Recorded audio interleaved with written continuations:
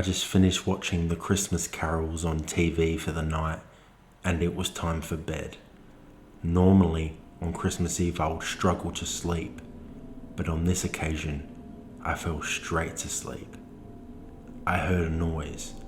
It scared me more than I've ever been scared. I could not see very well. As my eyes were adjusting, the man slowly creeped towards me.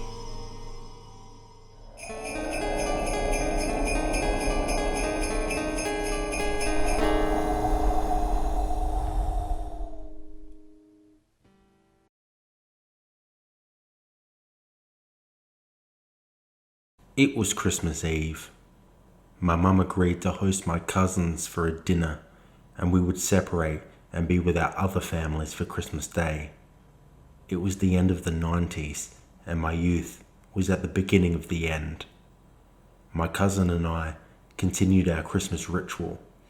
We would lay down on the trampoline and stare into the night sky. We were looking for Rudolph's red nose shining bright and would point out when we saw it. Looking back, even as a kid, I knew I was likely pointing at random lights, likely coming from aeroplanes. But I enjoyed the what-if scenario. What if it really was Rudolph? I was still a believer. The night ended, and everyone went home. I headed to bed, and for the first time in years on Christmas Eve, I fell asleep easily.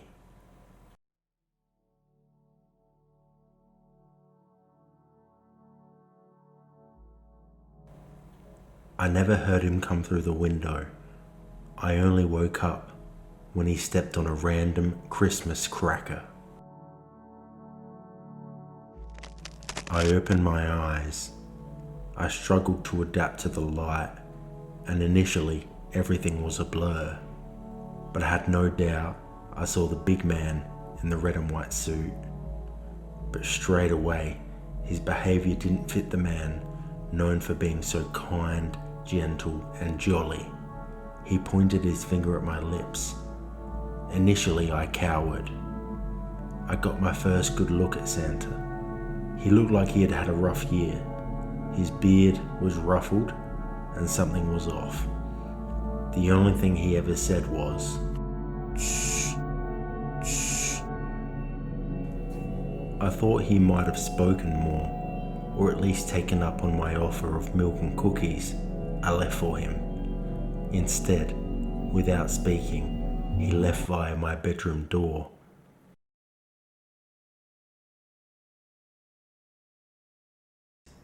I got up and sprinted for the Christmas tree. Eagerly awaiting my presents, I approached the legendary family tree and came to realize something was not right. There were no presents under the tree. It was bare. All I could see was a red note. It said, "Follow me," and had ribbon leading to outside. I rolled my eyes. My mum must be playing a trick on me. No presents. Yeah, right. Like she would do that to me. I followed the ribbon, expecting loads of presents in the real location. When I reached the end, I saw another note. It said, "Enjoy the bike." And yet, there was no bike to be seen. I looked everywhere. I decided to go inside and confront my mother. Why would she perform this cruel trick on me? But then I saw her sat by our Christmas tree. She was visibly upset. I asked her what happened to all the presents. She said, "I think there was a mistake with Santa this year. Don't stress. I contacted him and he will be delivering your presents this weekend." I was a kid. I was naive. I blindly accepted this, but I was still confused. Mum said Santa didn't come, but I caught him the night before. He was delivering the presents. I forgot about this moment quickly. It wasn't until years later that I told her about this incident. She couldn't believe what I was saying. There was a man in your room late at night and you never told me? As an adult, I realized there was no way this man was Santa, but a real-life stranger, a creep. My mum theorizes that the man I saw was in fact my dad. She thinks he was angry about the payments he had to make so she could provide for me, so as revenge, he decided to steal all our presents. But as I look back, I remember the man vividly. I did not recognize him. There's no way this man was my dad. I think about this moment a lot. Why did he do this? But what haunts me more than anything is that if this man wasn't Santa Claus, then who was he?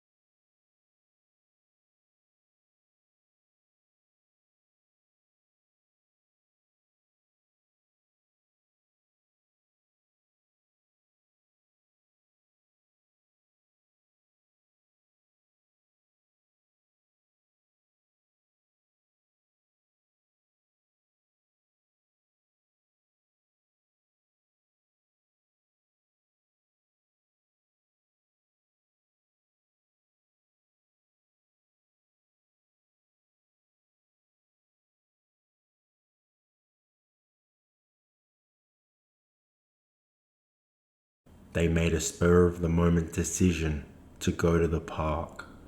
He knew the area well, and he was looking forward to showing his lady certain parts. As they walked further, it got darker and darker to the point they could barely see anything. This is when his body told him that something wasn't right. Then suddenly, it happened.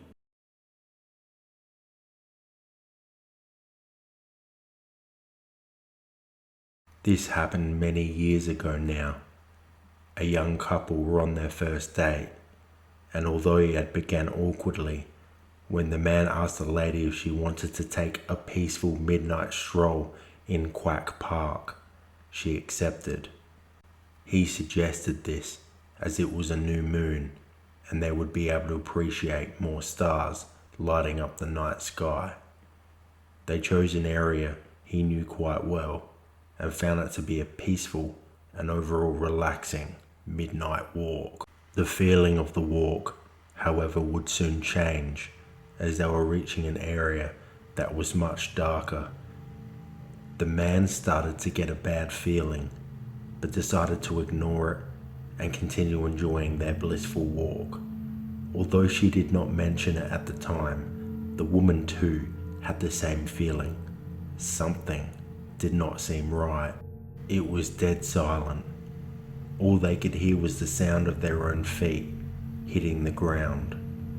The bad feeling returns to the male once again when suddenly his foot hits something soft in the middle of the path. He stops in confusion, that bad feeling stronger than ever. He didn't know what he stood on, and his date also couldn't figure out what it was. Though they later admitted they weren't trying their best to have a good look as they were scared. They both decide not to investigate further and get the hell out of there. They finally listen to their sixth sense. This event quickly disappeared from their memories and life went on. But years later, the now married couple were at home watching an interview featuring a serial killer. The serial killer was asked, "At what point were you the closest to being caught but managed to get away?" The man responded, "I once lured a girl to Quack Park and had just killed her when I heard footsteps and laughter coming my way. With no time to hide the body, I quickly hid behind a tree just as they were coming past me." I could see them coming towards me, heading straight for the body. They were oblivious to me in the shadows, ready to pounce. I watched the man walk straight into the body of the girl. Although he looked confused, I was sure he knew what he had just found. But for some reason, they stared at each other for a while and just turned around and walked away. The serial killer sat there smug, remembering the incident and feeling how powerful he was, knowing no one had caught him in the act. The married couple couldn't believe what they were hearing. They think back to that very night and are somewhat relieved they didn't identify the soft thing he had walked into, because had they done so, who knows what the serial killer would have done. Would he have committed more murders to cover up his initial one? Thankfully, the man paid for his crimes and is no longer a threat.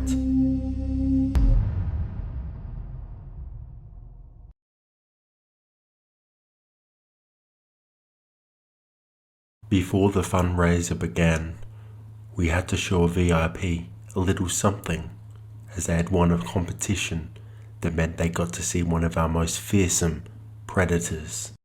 We approached the back of the enclosure when I realized something was horribly wrong. The cage we were due to be at was wide open, and this meant we were face to face with one of the most fearsome predators in the world.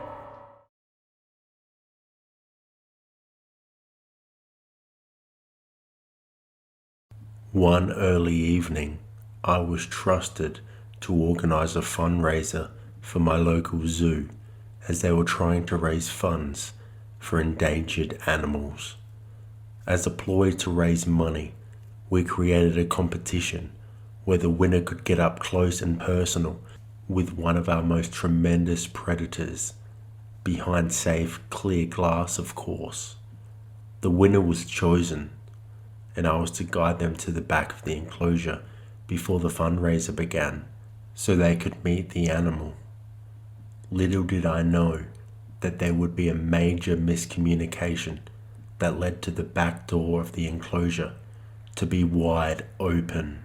When we reached the enclosure, I think we were in just as much shock as the predator was. There was nothing between us. It was 5 feet away from us and could easily attack. It was the fearsome Bengal tiger. It had locked onto our competition winner. This young girl was frozen and did not know what to do. Luckily, in the early stages, she made the right decisions. She locked eyes with the tiger and did not look away, and was backing away slowly. However, she made her first bad decision. She turned her back on the tiger. The tiger pounced on her, knocking her to the ground. I called for security. Luckily, they were nearby. They drew out their weapon and realized the tiger was not going to stop attacking this poor lady. He fired at the animal, and it quickly scurried away. I rushed quickly behind the tiger and slammed the enclosure shut. Unfortunately for the lady, she had severe injuries from the tiger attack, and it turned out the security guard actually missed the tiger altogether and actually shot this poor woman in the hip. She was rushed to the hospital and fortunately survived, but it was a long, long road to recovery for her. Fortunately, the tiger was not put down. It was not the tiger's fault it was in this position. It just felt threatened. The lady was later told that had she encountered a tiger that was used to hunting, that was from the wild, she likely would not have survived the ordeal.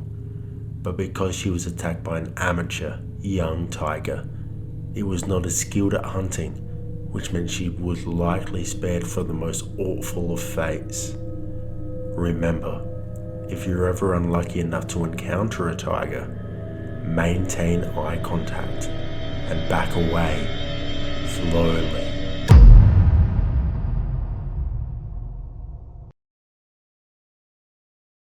I was in the attic of my late stepfather's home.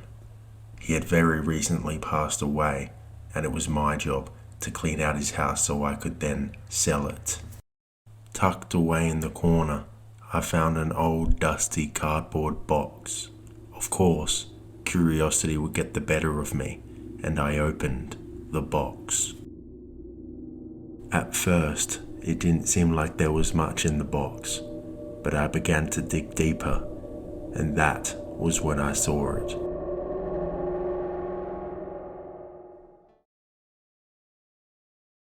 My stepdad died suddenly and peacefully one night, and it was up to me to organise the funeral.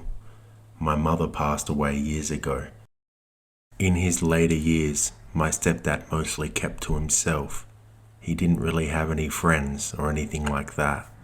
I had trouble tracking down any old friends from his younger years that may have liked to attend his funeral, so ended up just being me and my brother. Whilst we were at his tombstone, I noticed a shadowy man in the distance behind a tree. For a split second, I caught a glimpse of their face, and I felt like I recognized it, as difficult as it was to see. As eerie and spooky as it was, the man vanished, and it wasn't until later that I properly thought about the incident. It was the following weekend. I started cleaning his house and came across that suspicious, dusty cardboard box. I didn't know what I was expecting to find. I was just curious as it had a lot of old stuff in there and maybe I could find something of value. But what I did find completely shook me. It was a newspaper from a long time ago. The headline was eye-catching. It read, "Man kills entire family, gets death sentence." But what disturbed me wasn't so much the headline, it was the photo accompanying it. There was a man in handcuffs being escorted by police. It was unmistakable. The man in this picture looked exactly like my late stepfather. I rushed downstairs. Thankfully, I was yet to pack his computer away. It didn't take too long for me to find details on the crime and the assailant. I won't be going into any details, but it read that this man killed his whole family and was given a death sentence. It was later commuted to life in jail. He was released after just 8 years and released on parole. The man would later change his name and start a new life. I was in shock. I could not recall any indication that he was a man capable of this. He was kind, respectful, and never violent. I did, however, remember something from my childhood. Many times, I recall waking up in the middle of the night to my door slightly ajar. Once my eyes adjusted to the dark, I noticed there was someone staring at me from the door. It was my stepfather. This sent chills down my spine. Did he do this as he was perhaps thinking of wiping us out so he could start a new family? I'll never know. I then realized why the face I saw at the funeral was so familiar. It was that same stare my stepfather would give me when looking into my room at night. Was he the man at his own funeral? Was it perhaps a son nobody knew about? I had to push this to the back of my mind.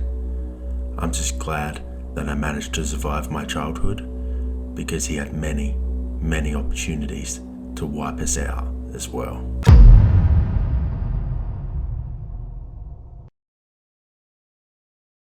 I was on guard duty. I was on the second floor of the courthouse as I needed to keep an eye on a dangerous criminal. He was allowed to assist in his own defense, so he was allowed to access the law library. The judge decided he did not need to have handcuffs or leg shackles and was allowed to walk freely throughout the library. I briefly stepped out of the library to take a smoke and I locked him in.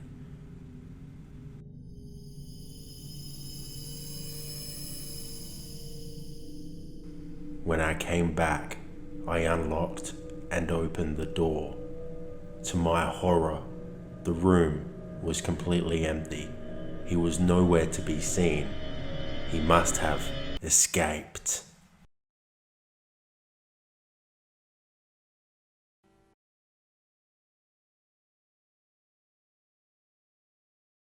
This was an unprecedented event. We've never had someone get away before. This was a first. He was later quoted saying, "The guard went outside for a smoke. The windows are open and the fresh air is blowing through. And the sky is blue." And I said, "I'm ready to go." And I walked up to the window and I jumped out. Honest to God, I just got sick and tired of being locked up. The police put roadblocks up at each end of town so we couldn't escape. We later learned that he fled to the mountains to avoid capture. He had no plan, but knew he had to stay out of town for now whilst everyone was looking for him. He ended up finding an unused cabin and survived there for several days. He headed back into town, and to his luck, he managed to find an unlocked car with the keys in the ignition and takes it. Later that night, sat a police officer stationed on the side of the road. A car passes him and he notices the driver driving erratically. He pulls the driver over and pulls a light on the driver. He instantly recognizes him as the escaped convict and is arrested without incident. I felt such relief that this man managed to be captured and would face the crimes he had committed. I later learned that he managed to escape law enforcement once again, but eventually would be captured again and would never see the light of day. I no longer take smoke breaks.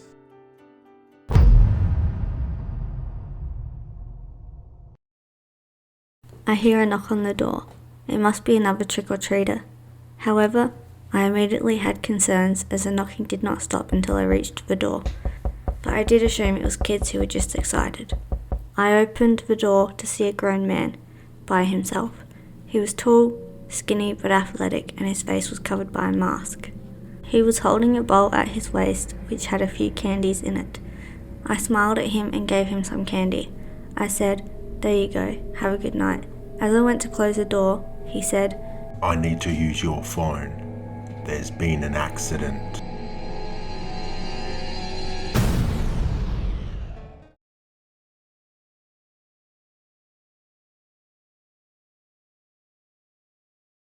It was Halloween night. My little brother was excited for trick-or-treating. Me being a 16-year-old girl, I felt I was a bit too old to go trick-or-treating. I managed to strike a deal with my parents. They would take my little brother trick-or-treating, and I would stay home and give candy to the trick-or-treaters who knock on our door. I had a few visitors throughout the night, cute kids in their cute outfits, in their element as I gave them plenty of candy. It was following this that the man in the mask knocked on my door. I did have suspicions, as this was a grown man trick-or-treating, but I thought to myself that maybe he had some disabilities and just loved to still go trick-or-treating. I was not going to be the one that spoiled that for him. When he asked, "I need to use your phone. There's been an accident." I thought how deep and scary his voice was. I was caught so off guard. I responded, "Oh no, is everything okay? Haven't you got your phone on you?" He continued to stare at me and didn't speak. After a bit of a pause, he repeated, "I need to use your phone. There's been an accident." I was concerned. The man wasn't going to give up. I then told him, "I'm going to shut the door and call the police to help you. Just give me a minute." I went to shut the door and I felt it push back. I was confused. Then I looked down. He's blocked the door from shutting with his foot. He then said, "Someone's been hurt. I need to use your phone."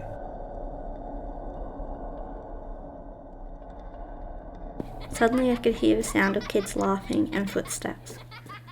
I watched as his foot slowly backed away. I slammed the door shut and locked it. I ran to the kitchen and picked up our landline, and also my mobile phone. I called the police on one and my mum on the other. I explained to both of them at the same time what was happening. As I was talking, I had the urge to peek out the kitchen window. To my horror, there he was on the other side of the window. The man in the mask just stood there staring at me. I screamed and accidentally dropped my mobile, smashing it. Luckily, I still had the landline which I was using to call my mum. I yelled into the phone so he could hear me telling my mum there was a man trying to get in the house. I bent down to pick up my mobile. When I stood back up, he was out of sight. My parents and the police arrived quickly. There was nobody around. The man was gone.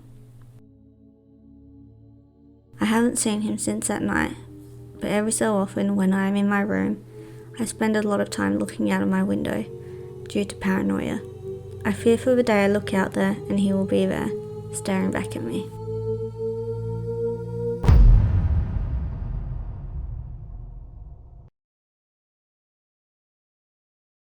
One dark night, I was on duty and experiencing one of the coldest nights of my life.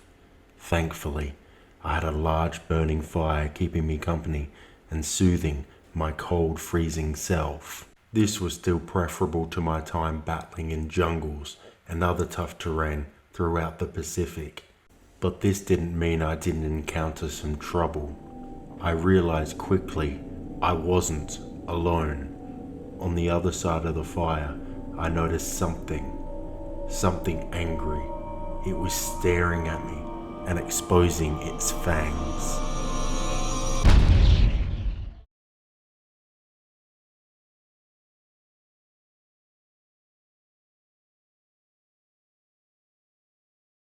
After experiencing tough times on the battlefield, my healing process began during my post-war occupation duty.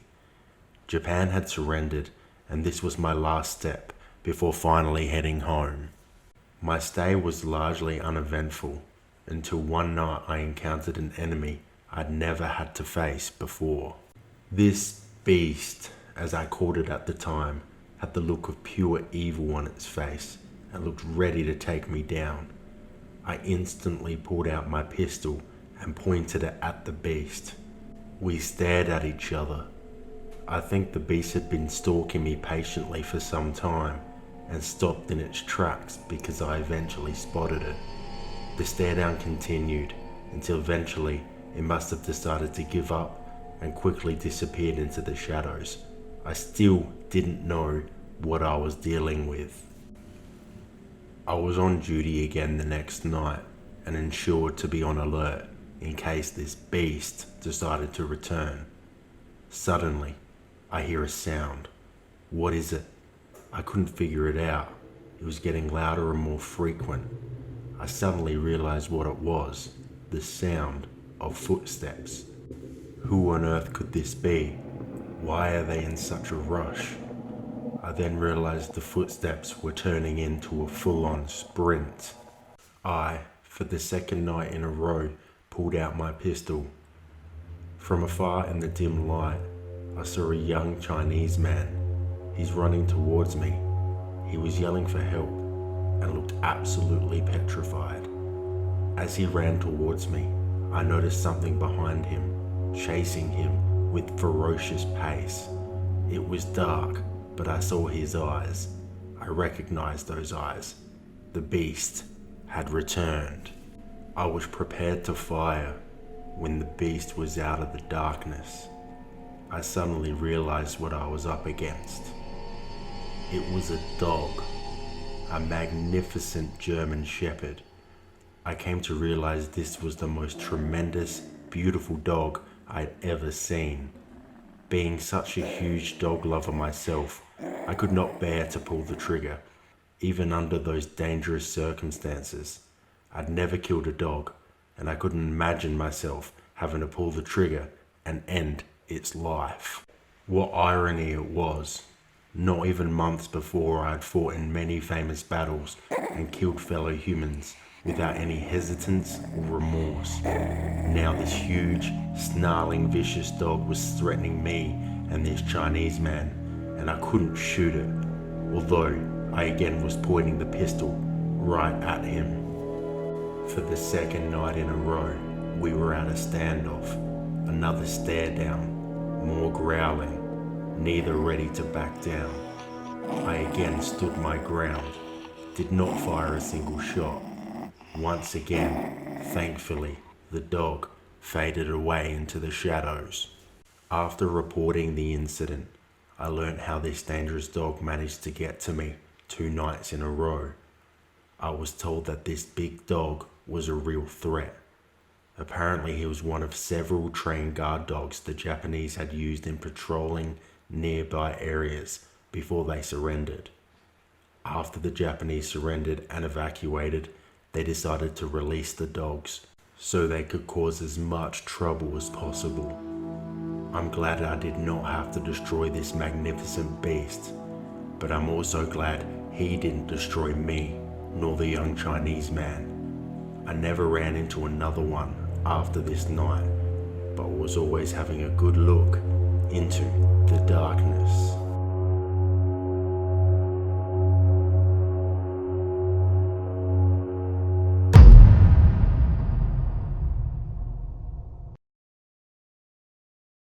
This story began just like any other day. It was a warm, sunny morning, around 8 a.m. I believe. I was doing some work in the front yard, as I always liked having a good-looking yard. Little did I know such drama was about to unfold. Whilst watering my front yard, I noticed my neighbour heading for her car. It was this moment that I first saw him, running with such urgency, eyes wild. He was quickly approaching my neighbour.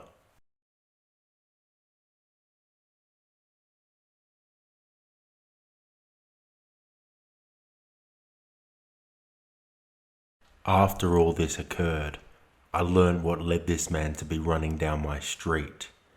It began on a bus. A man was on the bus, listening to heavy metal music and keeping to himself.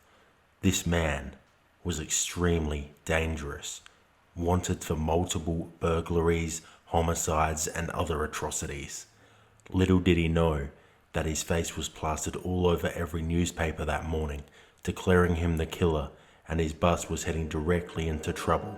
Well, trouble for him.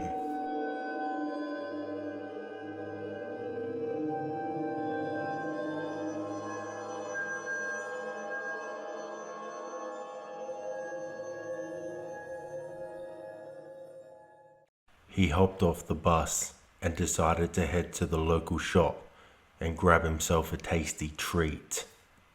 When he entered the store, he noticed there was 2 ladies looking at him, but he thought nothing of it.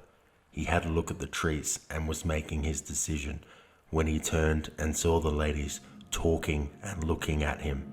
He heard them say the words, "Killer, killer." He wasn't sure what was happening, but then he saw the newspaper. It had his face on the front. The jig was up. Everyone knew who he was. It was time to make a run for it. He grabbed a copy and ran out of the store. The store owner too recognized him and called the police. Now we could hear sirens, police helicopters. They were closing in. He could see everyone in the neighborhood was staring at him. He noticed a couple of young boys started following him on bikes. He told them he had a gun, and they were quick to stop following. He now was about to enter my street, and nobody in my neighborhood could have ever predicted what was about to unfold. As mentioned, I was watering my front yard, minding my own business, when I first saw him approach my neighbor from across the road. He ran up to her and demanded the keys, but she refused, so he proceeded to punch her in the stomach and then take them. I heard her scream, saying, "Killer, killer." She was on the ground in pain, and I saw him struggling to start the car. I was about to rush over to her aid when I saw her husband burst out of the front yard. He started banging on the car with the metal bar, demanding he get out of the car, but of course, he didn't listen. And so the husband proceeded to beat the man profusely until he managed to slip away. But the husband wasn't finished. Furious, he decided to chase the man. But he wasn't alone. The whole neighborhood also began chasing the man. He couldn't stay away from the angry mob, and eventually, they chased him down. They were angry about the fear he had instilled in them over the past 14 months he had eluded capture. Fortunately, and ironically for the killer, the police arrived and likely saved his life. He was arrested and taken to prison. The neighborhood can now sleep safe knowing that he is no longer on the run or on the loose. It was time for him to pay the price for the crimes he committed.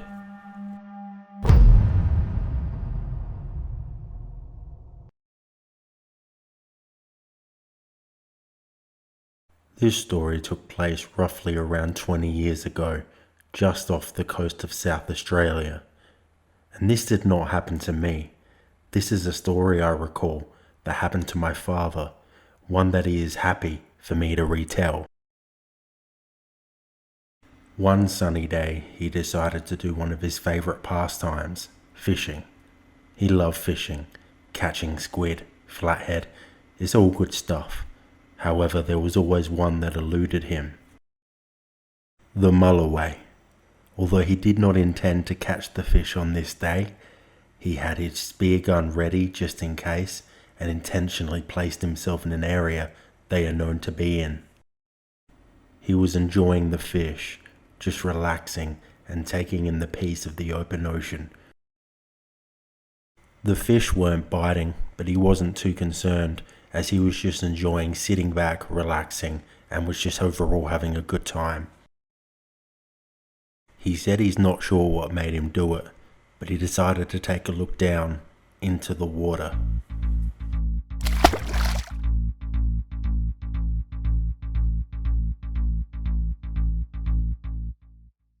There it was, the ever elusive mulloway, going right under the boat. He rushed, grabbed his spear gun, and waited for his moment. Adrenaline was pumping. He felt so exhilarated and alive. He fired the spear gun. Success. It was a direct hit. He had no second thoughts and dived straight into the water. He had his eye on the mulloway the entire time, not losing sight of it. But while swimming down, he noticed something was not right. He noticed there was blood in the ocean, and the blood was not from the mulloway. Suddenly, he felt immense pain in his hand. He had a look, and sure enough, he was missing a finger. He used his spear gun with rubber, and he realized that in the heat of the moment, he must not have loaded the gun correctly, and when the spear gun fired at the rubber, it must have hit his finger on the way, severing it. He had a concern. He was swimming in an area that has had recent sightings of sharks. A shark can smell a drop of blood in the ocean from kilometers away. This was a real cause for concern. My dad made a decision that, although he does not regret, sees how it was not the best move. He proceeded to dive to get his fish. He grabs the mulloway and he heads back to the boat. When he was swimming back for the boat, his sixth sense kicked into gear. He didn't feel alone. He felt a presence, an immense presence. He didn't know if it was a shark, but refused to turn to sea. He threw the mulloway into the boat and sped off. When he was speeding off, he swears he saw a shark fin pop out of the water and circle. He was sure this shark wanted to feast on him. Nonetheless, he sped home and rushed to the hospital. He of course took a selfie of himself holding the Mulloway before he left. He says he's learnt a valuable lesson. You never know what's lurking out there in the deep blue.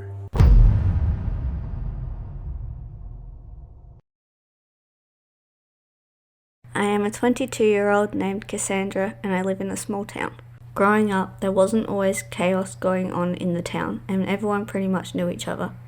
On this particular day though, about a year and a half ago now, it happened to be my sister's birthday and we spent it at a local restaurant. We all had a pretty good time, especially my sister. She is a simple type. She is content with having all the family together instead of having a crazy party. As the evening goes on, darkness settled in. We all noticed it was getting late and the restaurant was about to close. We all started to head out and said our goodbyes. My sister wanted to ride along with me. I remembered on the way back home that it was my turn to get groceries. My boyfriend and I would take turns and it was my turn. So my sister and I ended up shopping at a Walmart. There I did my shopping and we looked around, trying not to get distracted at things I didn't really need but things I really wanted. Within the 2 hours of us being there, we finally headed towards the self-checkout line. As we were walking there, my distraction got the better of me and I wanted to check out some sunglasses. There my sister and I were trying some on, but then all of a sudden a young lady that looked about in her early 30s approached us. She asked if we were from around town and proceeded to ask us about our religion. She goes on to tell us how she's in a Bible study group and if we were interested in joining her. Mind you, this was already late in the night, because when my sister and I took off for Walmart, it was already 11 at night. She then goes on to say we can meet up somewhere to have this Bible study session, out somewhere by a Target or elsewhere someday soon. But then the woman says something to us that seemed oddly strange to me. She said, "I also have pamphlets I give out, but they're in my car right now." My sister and I looked at each other strangely. The woman then asks us if we can exchange numbers so we can discuss this further at another time. Me being the person that I am, I politely said, "Well, I can get your number instead." She said sure, then proceeded to give it to me. Then I asked her, "Hey, we never got your name by the way." She said her name was Zelda. From there we had to cut the conversation short because it was already getting late. Plus my boyfriend had called me asking what was taking so long. After we left, I never stopped to think why somebody like her would be out this late at night, at a store trying to recruit people for her Bible study sessions. About a week had passed. I was at work when my sister was blowing up my phone with messages. She then called me right after. I finally answered. My sister goes on to tell me something that almost puts me into shock. She said she was going through her Snapchat when she came across a friend's post saying, "Please be careful of your surroundings. There is a woman going around trying to lure young girls for what she's calling a Bible study group." When it turns out, this sick woman is actually trying to get these girls into a trafficking ring. When she told me that, a lot of things started running through my mind. Like, how long has she been doing this? Has she been watching us around the store? Or has she trapped some poor soul and they'll fall for it? That could have been us. All I have to say is to anybody that listens to this story, seriously, please make sure you check your surroundings. Anywhere you go. You just never know when it could be you. As for that Zelda girl, please, let's not ever meet again.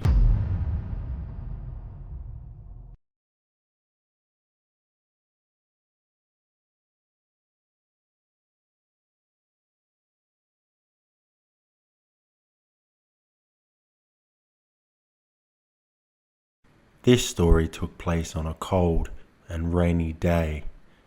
My mum and I needed to do our weekly shopping, so we headed to the local Walmart to get the things that we needed. It was a typical day at our local shop. Not many people there. It was a nice and peaceful shop so far. We grabbed our trolley and we headed down aisle 8. I really needed to go to the bathroom and I hung on as long as I could, but eventually I asked my mum if I could go, and thankfully she said yes. So I headed to the bathroom, entered the room, and I did my business. As an 8-year-old boy, I'd been taught about stranger danger, so I always tried my best to stay aware. I noticed this man, not sure if he was homeless, but he was dirty, ragged looking, and I noticed he was talking to himself. I ignored him and I just washed my hands. I noticed the man had started walking over to me, with a big, greasy smile accompanying him. He asked me if I wanted some candy. I just had a tooth pulled. I said no. The man always seemed friendly, had a smile, but after I said no to him, everything changed. Suddenly the man grabbed me, would not let go. I felt helpless. I found the strength to elbow him, and thankfully this loosened his grip enough to set myself free. Without purpose, I started running down some random aisle. I had no idea if he was chasing me or not. The only thing I had in my mind was to just get away, and I bumped into this guy. He could tell I was distressed, and he asked what was wrong. I immediately said this guy in the bathroom had grabbed me. The man called 911, and then he entered the bathroom and met this guy smiling back at him. He detained the man and performed a citizen's arrest. The police swooped on the area really quickly, which I was thankful for. They arrested the man without incident and they took him away. I am not sure what he wanted with me. I think I would have been happier not knowing. But the police would later tell me that he was known to them. He was a registered sex offender and had recently been released months prior after raping 3 children. I was speechless. It took some time to recover from this, but now I feel comfortable shopping at my local Walmart again. But it's safe to say I don't use the bathroom anymore. I'm not sure what happened to the man that grabbed me. I'm hoping he's back in prison. The world would be a better place without him roaming the streets.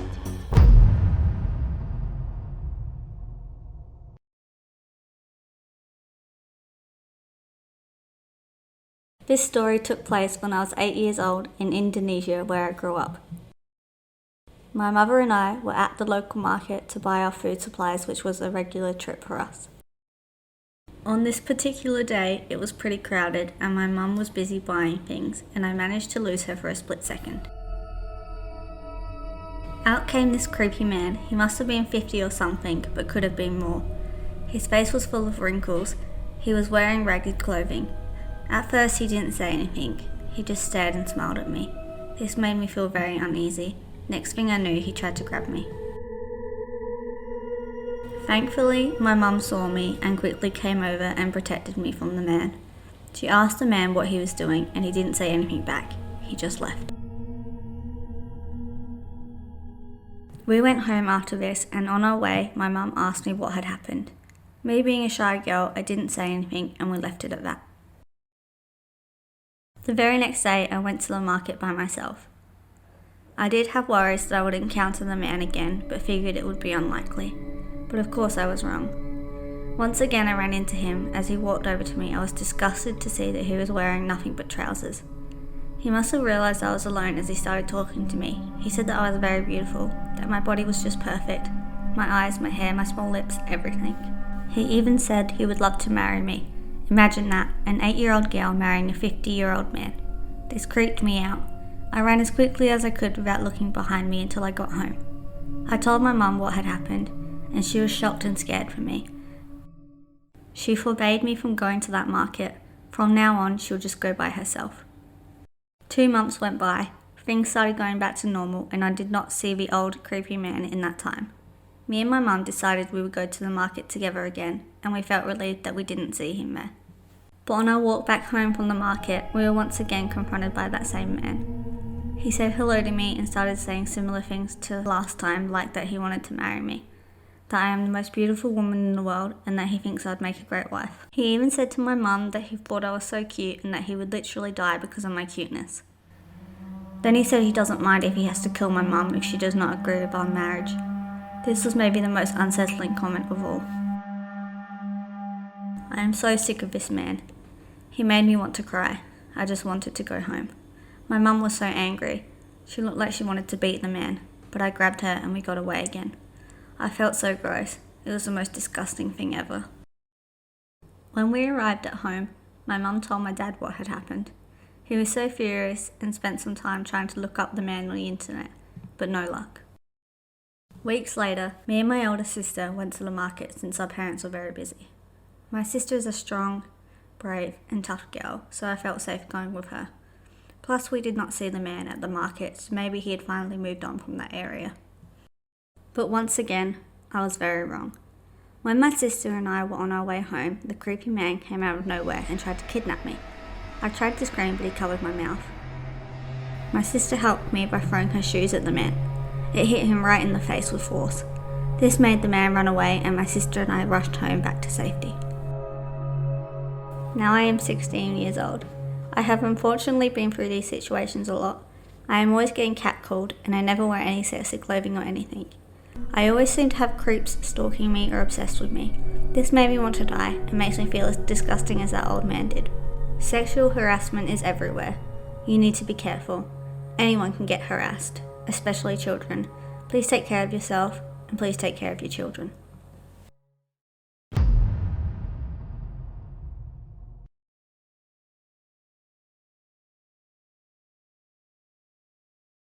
We had been living in our council house in England for a few months when this took place. I was 8 at the time. Our house was a setup of 12 masonettes, and the whole block was attached from door 1 all the way to door 12. It was a fairly multicultural block, and we basically all knew each other. We were a family of 8, myself being the youngest. One day, there was a teenage boy who lived on our block who was part of a gang. I overheard him and a rival gang member having a heated argument. A few days after this incident, all hell broke loose on our entire block. One day, I was just hanging out on our balcony and enjoying the view, when I was suddenly alerted by one of the kids playing on the street. He warned me that around 30 gang members were approaching our block with machetes and homemade petrol bombs that they hadn't set alight to yet.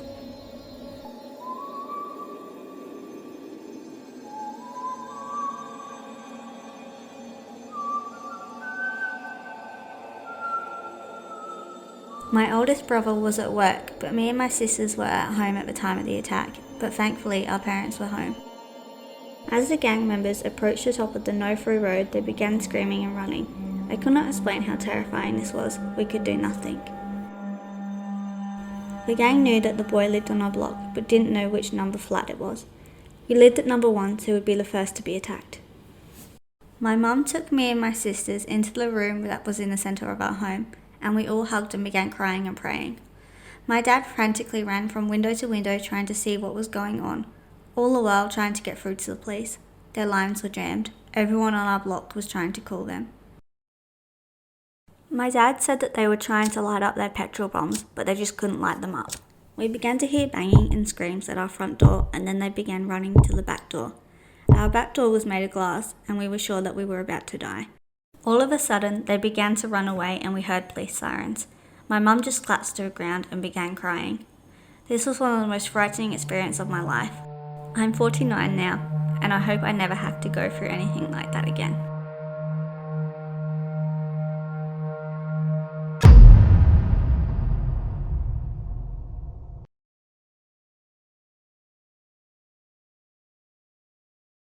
This happened to me when I was 11 years old. I wasn't the best sleeper, so I would often need my mum to take me upstairs and help me get to sleep. I was at a tough age where my dark room would scare me. Luckily, my mum had the secret touch to help me. She would tuck me in, kiss me goodnight, and this would make me feel better and less scared, which made me fall asleep a lot quicker. However, one night my mum was out and my nan was taking care of me. She was sleeping downstairs. I, of course, struggled to get to sleep, so kept myself occupied until I got tired. This took some time. I think maybe it was about 10 p.m. before I decided maybe it was time to try and get some sleep. It took some time. I ended up laying on my side and found that this worked. I finally fell asleep. I remember the night quite vividly. It was a clear night sky, nice big moon. I felt safe. However, this quickly changed. I started feeling this sudden sense of terror. Suddenly, my eyes burst open. I was full of fear. I had this unsettling feeling that someone or something was watching me. I made a mistake by looking at the end of my bed. A pair of eyes, terrifying eyes, were staring back at me. I tried to move, but no matter how hard I tried, I couldn't. I could only move my thumb a little. I was completely stuck. I did not know what was going on. This demon, I will call it, was now on the move. I could hear it moving towards me, slowly, and then moving around my room. I've never felt so helpless. Suddenly, it dropped on all fours and started hurtling towards me. I've never seen such a terrifying movement. What sort of thing moves like that? It jumped on my bed, right on top of me, and proceeded to scratch my chest, or at least that's what it felt like. I could feel the pain. Next thing I knew, I could move again. I could lift my arm. It was over. I checked my chest and found no scratches. I rushed downstairs and saw my nana. She let me sleep with her. But when my mum came back home, I felt so much safer and was back in my bed. After talking to friends and such, I realized I had experienced sleep paralysis. The demon has not visited me again since, and I hope I never have to see those pair of eyes ever again.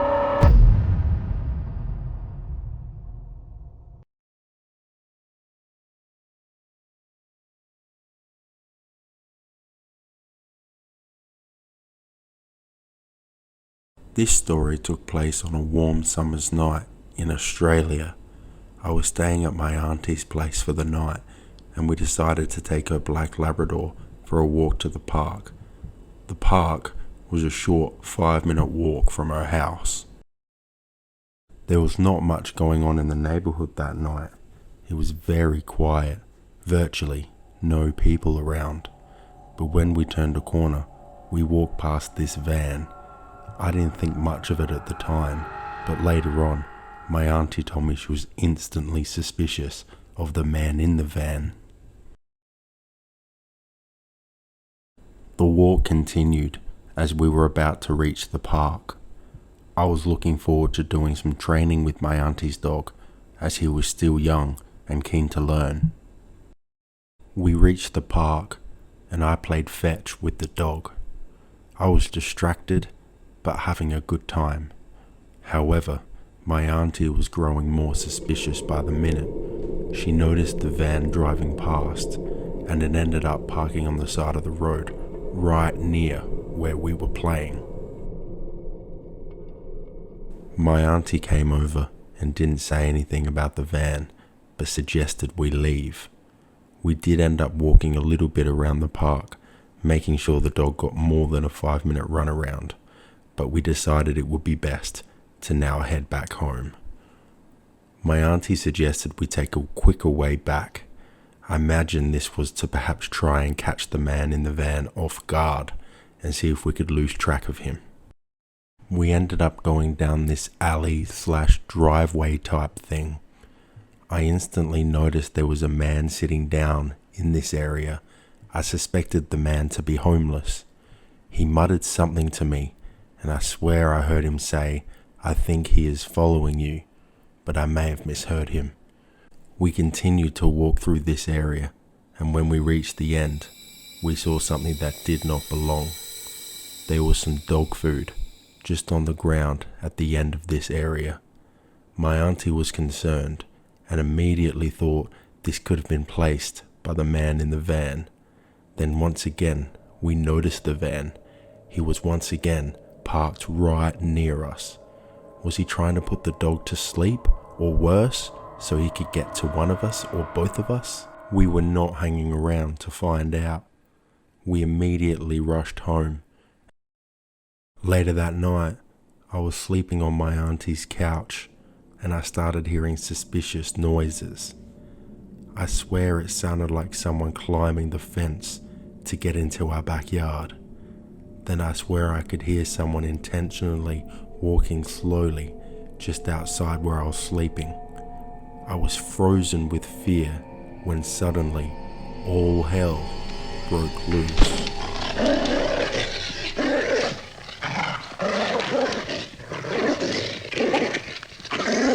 I summoned the courage to look outside. I wanted to know that the dog was okay. When I looked out there, I saw no man, just the dog. He was walking towards the back door, but notably, I saw blood and bloody footprints. What on earth happened out there? I would never find out. I was certain this backyard scuffle was connected to the man in the van. I'm not sure if he wanted to get to me, my auntie, or maybe it was the dog he wanted. Either way, I am now always on the lookout for the man in the van.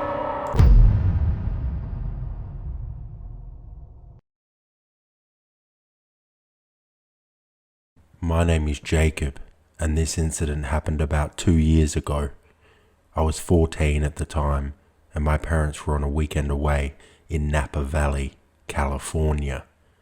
I decided it would be a good chance to have some friends over since my parents were very strict and didn't allow me to do that type of stuff. I texted them, and in about 15 minutes, they all showed up. We had a loft upstairs, and this is where we were going to spend the night. The group was made up of me, my friend John, Dylan, Chris, and Carlos. About an hour later, I asked John if he could go get some snacks from downstairs, which he reluctantly agreed to.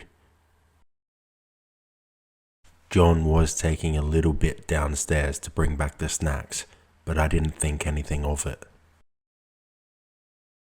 5 minutes later, I heard the most blood-curdling scream I've ever heard.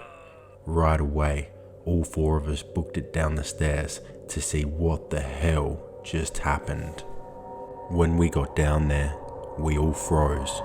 3 men were standing in my kitchen, and one of them was holding John in a headlock.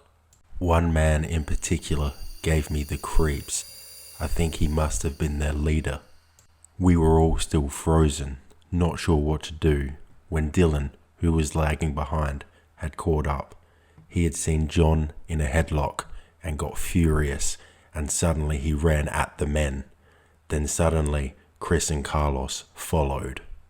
I used this time to run up the stairs and grab the 12-gauge shotgun that was sitting in my dad's room. I loaded the shells, locked the chamber, and ran back downstairs.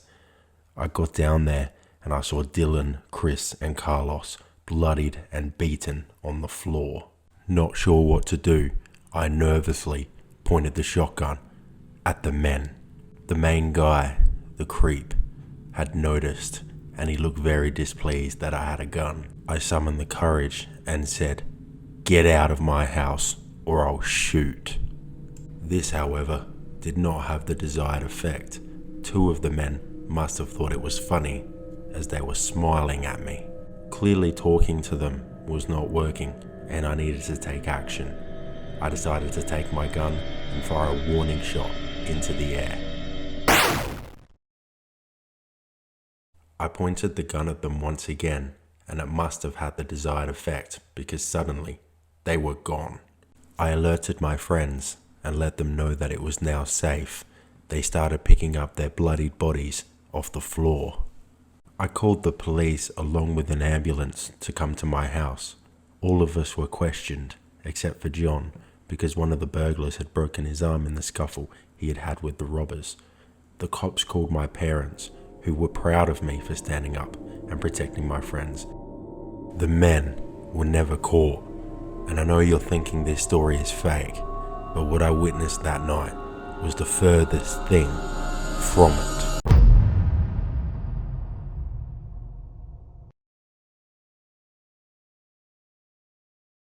A few years back, me and my friends decided to go camping at the local forest.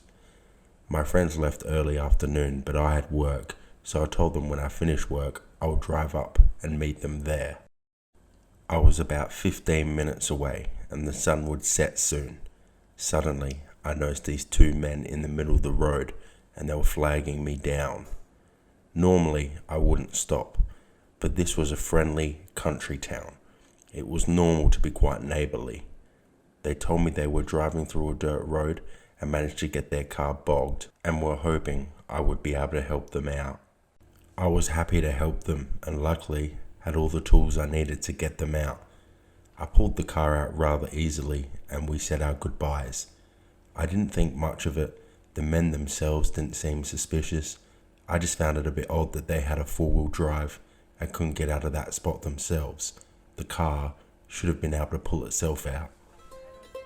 Nonetheless, the sun set and I arrived at my destination. My friends already had the fire burning, the music cranking and the beers flowing, so I had some catching up to do. I was downing my beers quickly and instantly feeling the buzz. I needed to take a leak. I headed a short distance to do so. When I finished, I went to turn back and return to the campsite, but it wasn't where I thought it was. Nothing but darkness. I think the sculling of the beers hit me quicker than I thought, and maybe I walked further than I realized to relieve myself. I was now lost in the forest. I began trying to find my way back when I saw a light. I headed towards the light and I soon realized that it was a car headlight. I figured whoever it was would be able to help me. The closer I got, I realized I recognized the car. It was the car that I helped get out of a ditch earlier that day. Before I could reach the car, I heard this huge scream. Within about a minute, I saw two masked men jump into the car and speed off. I ran towards the screams and suddenly I was back at my campsite. They all looked horrified, scared out of their minds. I asked them what had happened. They told me two masked men appeared out of nowhere. They didn't say anything at first. They just stared at everyone. It was this real, surreal moment of silence. Then one of the men said, "He's not here." The other man appeared frustrated and then shoved one of my friends to the ground. It's this that made one of my female friends scream, the scream that I'd heard. The men then ran off. It may have been a coincidence, but somehow I think those masked men were looking for me. I've never been so happy to have been lost in my life.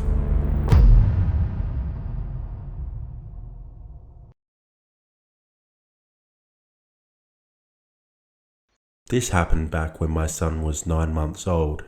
He was sleeping in his own room that my husband had just completed upgrading, and we decided it was a good idea to keep a baby monitor in there so we would hear him when he wakes up from his naps or during the night. The monitor did not have video, it was strictly sound. Nothing odd happened for quite a while, but over time I noticed something was different. My son would normally wake up during the night and I would usually go into his room and comfort him and then he would go back to sleep. This wasn't happening anymore. I would hear my son and give him a few minutes to try and settle, and it seemed that this process was working. I no longer needed to comfort him. This seemed to be the theme for the next week or so, but one night my son woke and was crying. I swear I could hear humming and shushing coming from his room, and then silence. My son was no longer crying. I rushed into his room and there was nothing suspicious. He was sleeping peacefully, nothing out of place. Everything was normal. One morning I was awake but resting and my husband got up as he had to go to work. About 20 minutes later, I once again heard my son wake up. I heard him being attended to and very quickly my son was making no noise. He must be peacefully sleeping again. Another 20 minutes later, I decided I would text my husband and thank him for sorting out our son before he went to work. His response is something that I'll never forget and it will forever haunt me. He said, "I didn't sort him out this morning. He was still asleep when I left." My eyes widened. Adrenaline hit. What is happening in my son's room?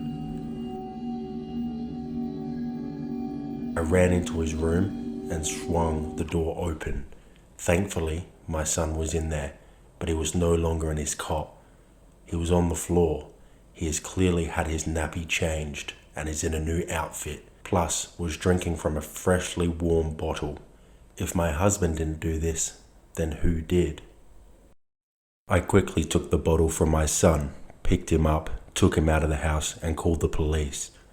The police arrived quickly and 2 officers went into the house to search. 10 minutes later they came out, but they weren't alone. With them, in handcuffs, was a woman, an old woman, could have been in her 60s. As the police took her into the back of the squad car, she was just staring at my son. Right before they put her in the car, she gave my son the scariest smile, which chilled me right to my core, something I will never forget. The police said that they had a look around the house and decided to look in my crawlspace. Quickly, it became evident that someone was living there. It didn't take them long to find the old lady, and thankfully, she went with them peacefully. Fortunately, my son was okay. I contacted my husband and he came straight home, except with him, he had a new baby monitor, but this one had the video function. I now find myself hooked to looking at this monitor, terrified there may be someone in the room with my son.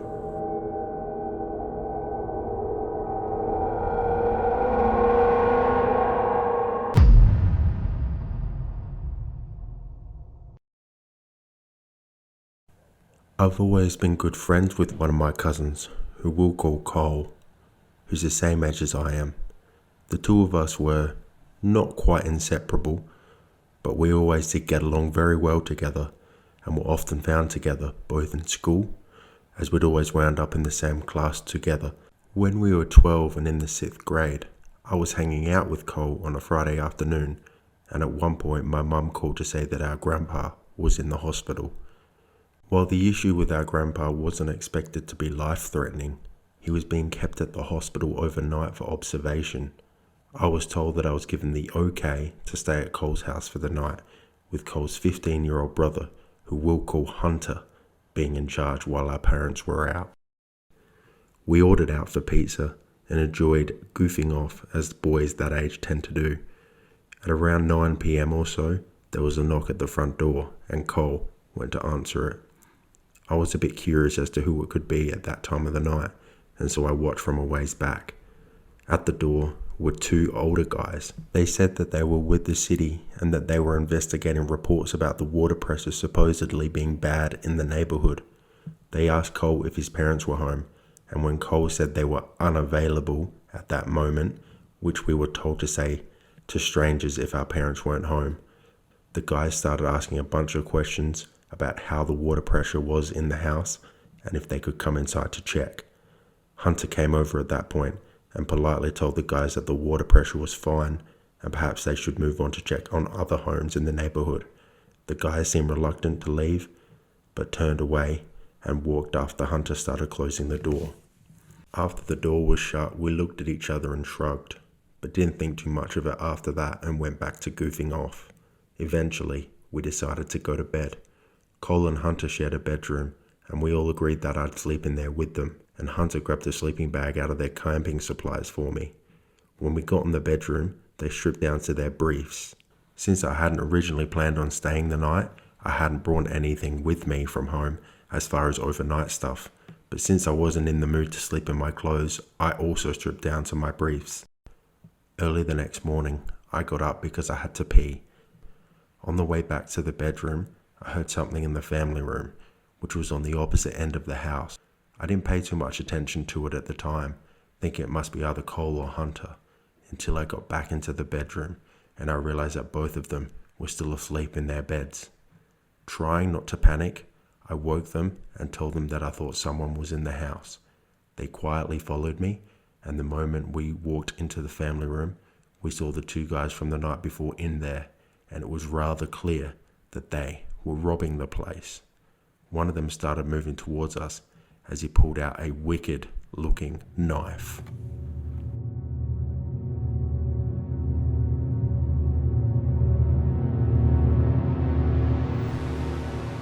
three of us promptly raced to the front door and we fled outside.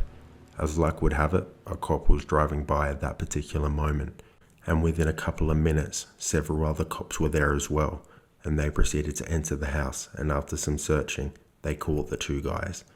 To add insult to injury, while we were standing outside while the cops searched the house, both to get the two guys and make sure there was no one else with them, some of the neighbours came out to see what the commotion was about, and this included some kids who went to the same school as Cole and myself, including a few who were in the 6th grade class with us.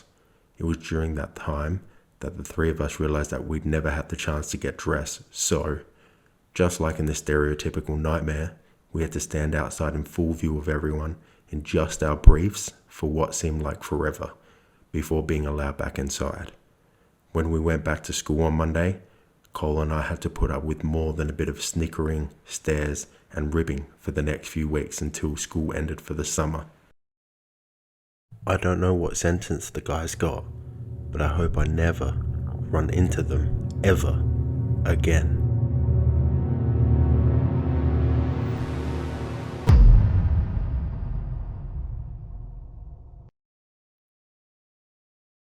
My last semester at a certain college, I was assaulted by a football player for walking where he was trying to drive. Note that he weighed 325 pounds, I was only 120. Whilst unconscious on the ground, I lived a different life. I met a wonderful young lady. She made my heart skip and my face red. I pursued her for months and dispatched a few jerk boyfriends before I finally won her over. After 2 years, we got married, and almost immediately, we birthed our first daughter. I had a great job, and my wife didn't have to work outside of the house. When my daughter was 2, my wife and I birthed our second child, a beautiful baby boy. My son was the joy of my life. I would walk into his room every morning before I left for work and doted on him and my daughter. One day, while sitting on the couch, I noticed that the perspective of the lamp was odd, like inverted. It was still in 3D, but just wrong.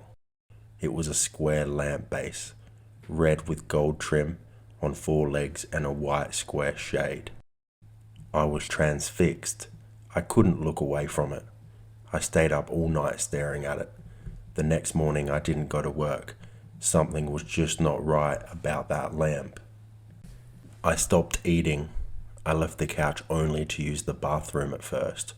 Soon I stopped that too, as I was not eating or drinking. I stared at the fucking lamp for 3 days before my wife got really worried. She had someone come and try to talk to me. By this time, my awareness of my surroundings was breaking up, and my wife was freaking out. She took the kids to her mother's house just before I had my epiphany. The lamp is not real. This house is not real. My wife, my kids, none of it is real. The last 10 years of my life are not fucking real. The lamp started to grow wider and deeper. It was still inverted dimensions. It took up my entire perspective, and all I could see was red. I heard voices, screams, all kinds of weird noises, and I became aware of pain. A fucking shit ton of pain. The first words I said were, "I'm missing teeth," and opened my eyes. I was laying on my back on the sidewalk, surrounded by people that I didn't know. Lots were freaking out, and I was just completely confused. At some point, a cop scooped me up, dragged me across the sidewalk and grass, and threw me face down into the back of a cop car. I was still confused. I was taken to the hospital by the cop. Seems he didn't want to wait for the ambulance to arrive and give CT scans and other checks. I went through about 3 years of horrid depression. I was grieving the loss of my wife and children and dealing with the knowledge that they never existed.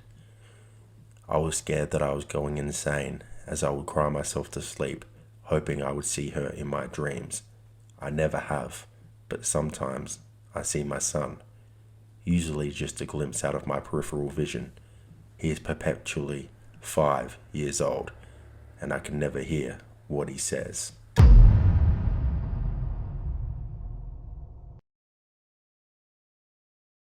My name is Sarah. I'm an 18-year-old girl, and this happened to me last summer in the middle of August. I was walking home after going to one of my friend's house to hang out and do typical things a normal girl would do for a few hours. I knew I could have just driven home, but it was only a 15-minute walk, so I decided to do the latter so I could enjoy the fresh summer air. It was around 9:30 p.m, and by this time, everyone in the neighborhood had settled in their homes for the night, leaving the street devoid of any activity. Whilst walking, I had that cliche feeling that I was being watched. I constantly looked around me to see if I was being followed, but luckily, no sign of life. I was just 3 minutes walking distance from my house when I reached an intersection. I pushed the button and waited for the light to turn green, and then I proceeded to cross the road. That's when I saw him for the first time. A fully grown man who clearly looked to be somewhere in his 40s. He came out from behind a light pole without any warning and scared the living daylights out of me. He was wearing a hoodie and baggy pants, even though it was something like 80 degrees Fahrenheit outside. "Hi there, young lady," said the man. "That's a really nice outfit you got there," in his raspy voice. His breath reeked of cigarettes. He then went on to say how attractive I was, further making me feel uncomfortable. This sort of attention from men was nothing new to me, but this man was clearly 30 years older than me at least. He offered to escort me home, but I declined. Following this, he asked if I had a boyfriend, and I lied to him and said yes. I can tell he was starting to lose his cool just by his voice. Most likely, as a desperate last-ditch effort to win me over, he cut right to the chase and straight up asked me if I wanted to go out on a date with him, and then he flashed a really hideous grin. Just about had enough of this guy. I clenched my fist, told him in his face that I'm not interested, and turned to leave, but he grabbed me by the shoulders and tried to drag me away to only God knows where. During the struggle, I saw a white van with the windows tinted and the license plate suspiciously covered in duct tape. I thought those were the final moments of my life right then and there.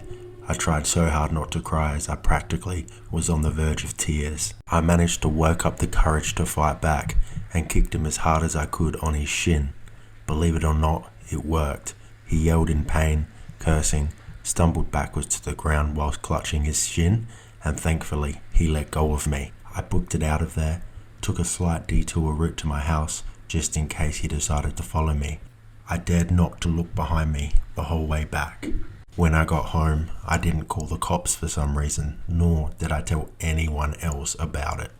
Not even my own family, probably because I was still traumatized at what had just happened.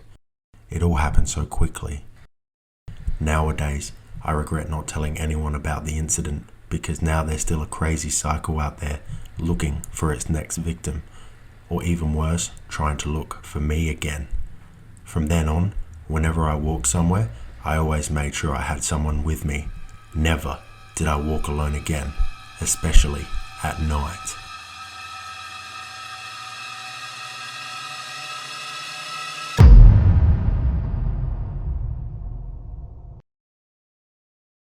This happened back in 2018. I went to the doctors because my newborn had flu-like symptoms. From time to time, she seemed to be struggling to breathe. The doctor said it would be best I took my girl to the emergency department.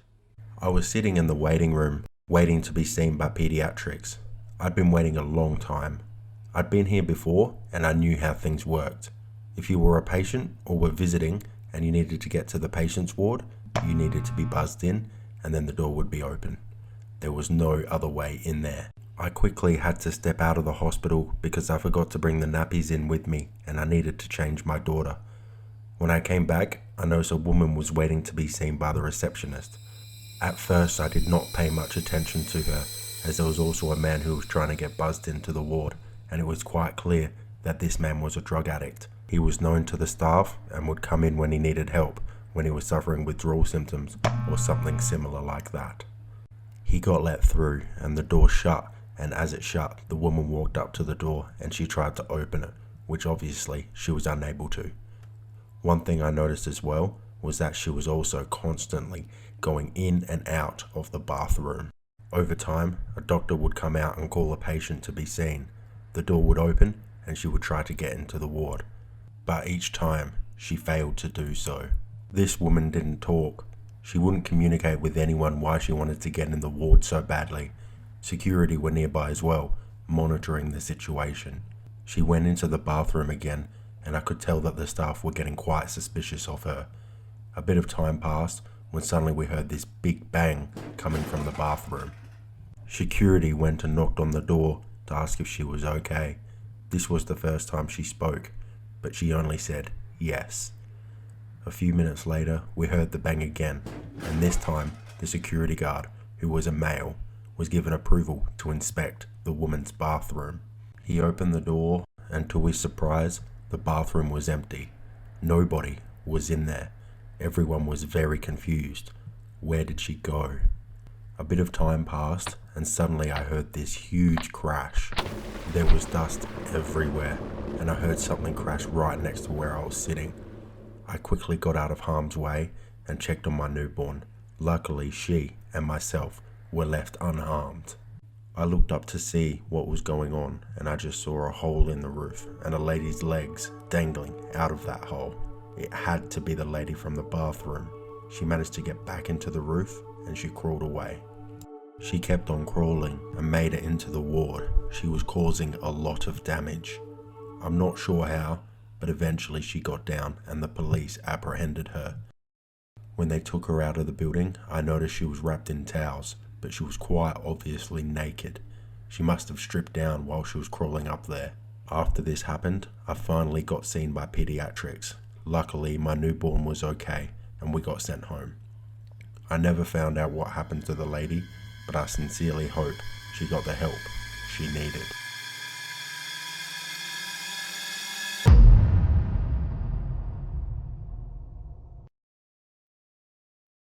I am still a high school student, and this happened a few weeks ago. Since the coronavirus pandemic began to break out in the USA, everything has been shut down, including my two older brothers' college. They live in the city of Chicago in an apartment, but have no choice but to come home during this time since everything is online. Since they are not using the apartment, my family decided it would be best if we just had them move out of it, as that is what other people were doing, and there's really no point in paying rent on a place where you don't live. My father was originally supposed to drive to the city to pick up my older brothers, but he got caught up with some work-related stuff, so I was sent. I drove to the city, but it was night time, so the streets were dead empty. As soon as I got there, my brothers and I began loading the car so we could get home quickly. Whilst we were doing that, I noticed I could hear a sound from the nearby alley. I shrugged it off as nothing and thought maybe I was just tired and should have asked one of my brothers to drive us home. But soon after, I heard the same sound, and this time my brothers were with me and they also heard the noise. We all looked closer into the alley and we noticed a man emerge from the bushes. We asked if he was alright, but then suddenly we noticed that this man was wearing a mask over his face. Immediately I was concerned, as this masked man did not say a word and would just stare at us. We just completely froze as the man just continued to stare at us.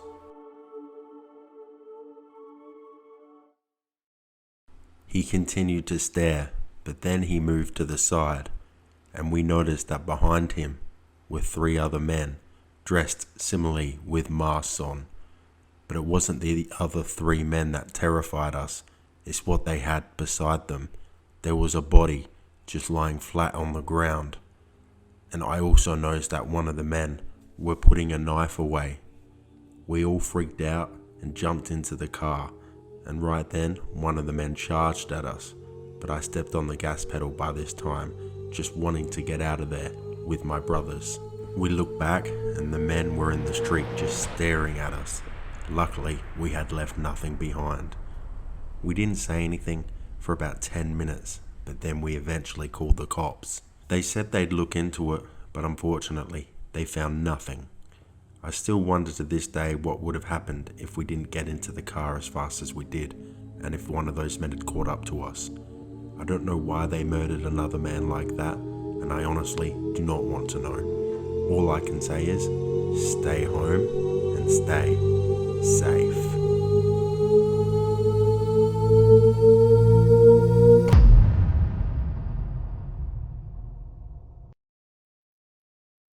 This story happened a few years ago whilst I was driving across the Australian outback. I am a truck driver and I spend most of my time transporting steel from one place to another. I drive a triple road train. It's 53 meters long. It is the same length as an Olympic-sized swimming pool. One afternoon, roughly around 3 p.m, I was driving through the outback.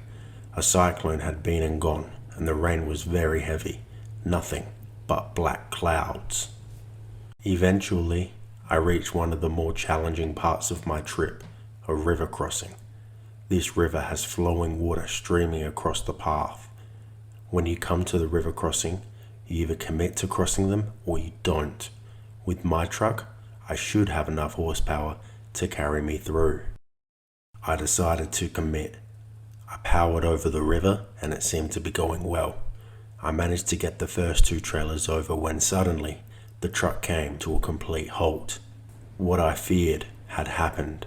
The 3rd trailer had gotten stuck in the soft sand right in the middle of the river crossing. Why was I so concerned? I knew what I had to do to get out of the river and I knew how to do it, but I knew there was something out there lurking that's going to make this task extremely dangerous. That thing is the saltwater crocodile. This situation is nothing new to the crocodile. This massive truck going over the river crossing has just created a lot of noise and could have attracted their attention. What I needed to do was hop out of the truck and gather some logs and wedge the logs under the legs of the 3rd trailer. I gathered the logs I needed and started making my way across the river crossing, trying to avoid splashing to ensure I don't attract their attention. I put the logs under the 3rd trailer successfully. So far, so good. I quietly made my way back to the truck and I thought I could hear something. Was something lurking in the water? It seemed like everything went quiet. Then it happened. I heard a huge splash and could feel this mammoth of a creature hurtling towards me. The adrenaline hit me instantly and I sprinted for safety.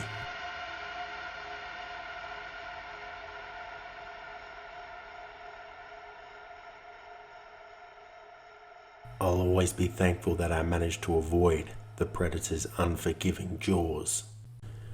I got back in my truck and I just prayed the logs I laid down would get me out of this mess.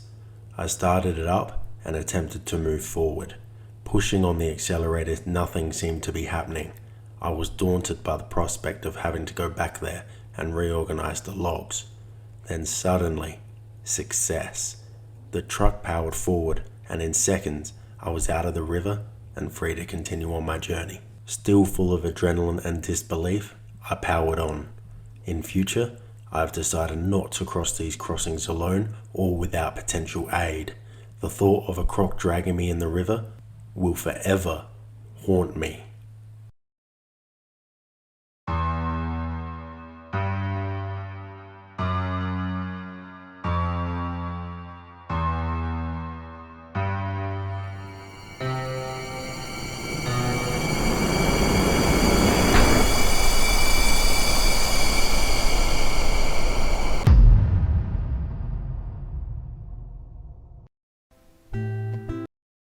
This story began one night about 10 years ago when me and my friend were 5 minutes from the center of the city and we were heading to a gig. He was a musician and had a lot of friends who were also in a band. It's because of this that when we were walking past this abandoned warehouse, it caught his eye. He noticed there was a broken window on the side of the building. He made the impulsive decision to climb up the building and then enter through the broken window. He said it was very dark and he could not see much, so he decided to put on his phone light, and from what he could see, he knew it was perfect. He wanted to use this warehouse so he and his friends' bands can play gigs there, sort of like an underground concert. And so it went ahead. Many bands agreed to play at the abandoned venue. They managed to get a generator to ensure there was power and that they could play, and it was really surreal in there.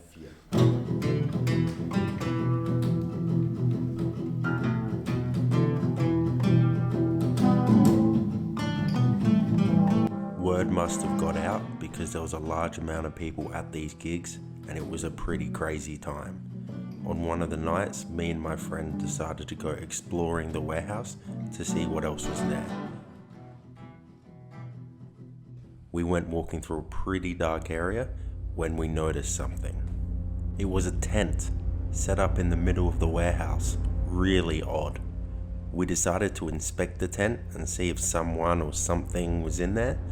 When we shined the light on the tent, there was nothing but rubbish and beer cans, but there also was a diary.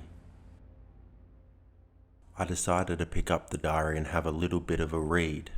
What was in the diary would end up shocking me to my very core.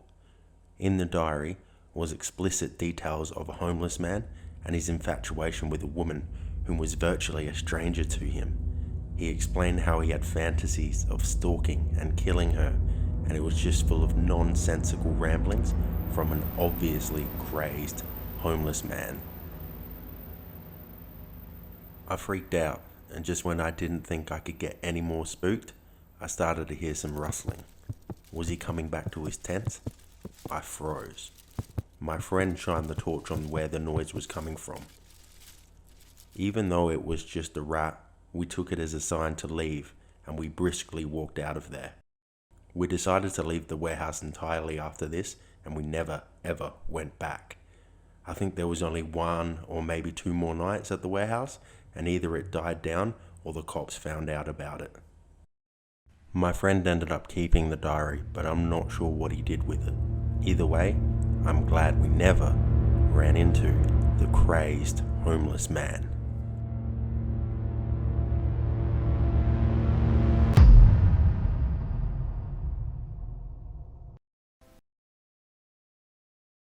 This story took place when I was 8 years old, and my mother and I had just moved into a new house.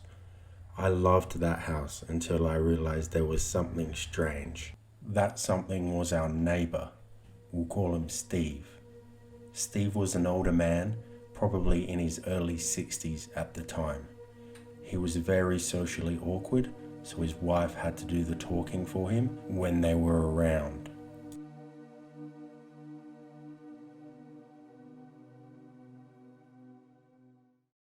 It wasn't until months later, when my mum and I were returning home from dinner at around 8:30 p.m, that I noticed Steve had ran to his window to watch us.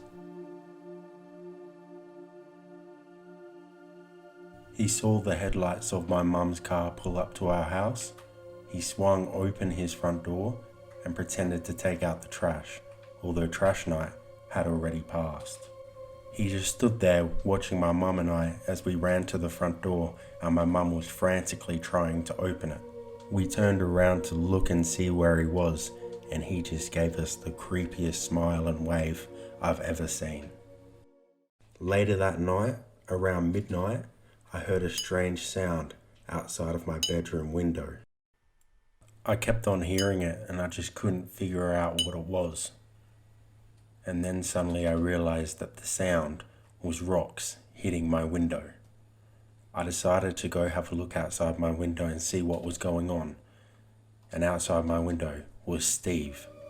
He was throwing the rocks.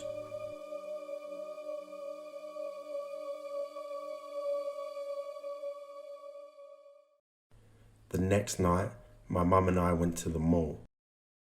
It was roughly around 8 p.m.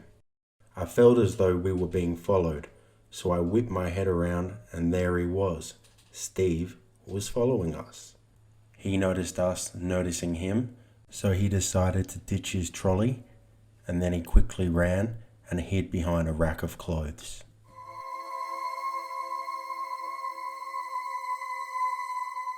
Not long after this, my mum and I drove home, and once again there was Steve not far behind us.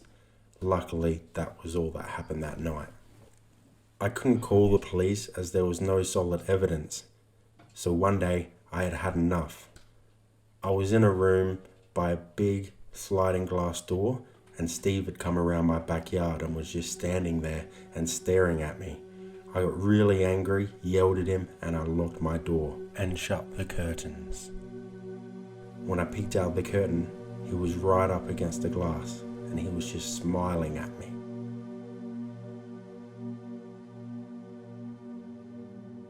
I felt like I couldn't live comfortably in my own home, so shortly after this we decided to move, and luckily we are now safe. I pray I never run into Steve again.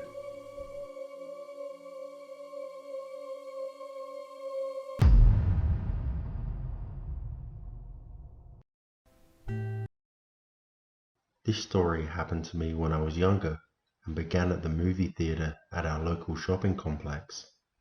Me and my friend were enjoying the film and having a good time when I happened to glance behind me and I noticed something. It was this guy. He was roughly the same age as us, and he was just looking at us with this intense stare. I quickly faced the movie again and I just tried to ignore it. I was starting to feel uneasy, so I decided to look behind me again, and still, the guy's eyes were locked on us. I turned around again and just watched the remainder of the film. The movie finished and we made our way out.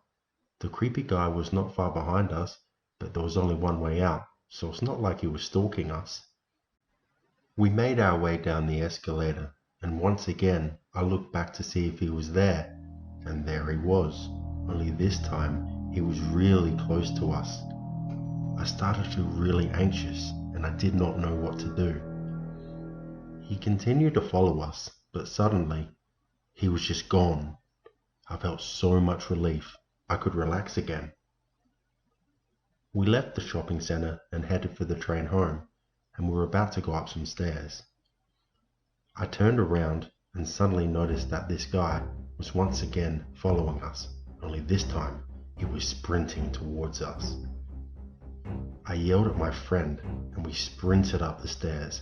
He, however, was quickly catching us. We made it up the stairs and were running through the car park, and we decided to hide behind one of the cars in the hope that he would not find us. We stayed quiet, although I felt like my breathing was making so much noise, like he would be able to hear it and find us. I was trying to hold my breath. Suddenly, we heard footsteps. They were getting close. He was going to find us. I was so terrified in that moment. Just a jogger. I breathed a sigh of relief. We waited a little while longer, but there was no longer any sign of him. We caught the train home, and we were feeling at ease. I didn't know what the man wanted, but I'm super glad that we didn't find out. I was still so paranoid he may have been on that train, but thankfully he wasn't.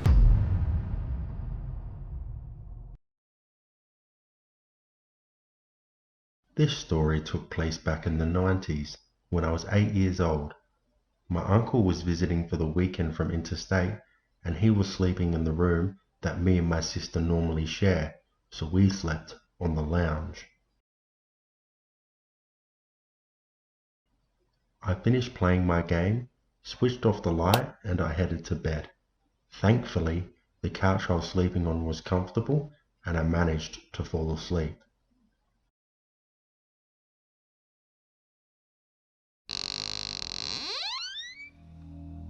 Suddenly, I was awoken by a very distinctive sound. The door connected to our backyard pergola had been opened.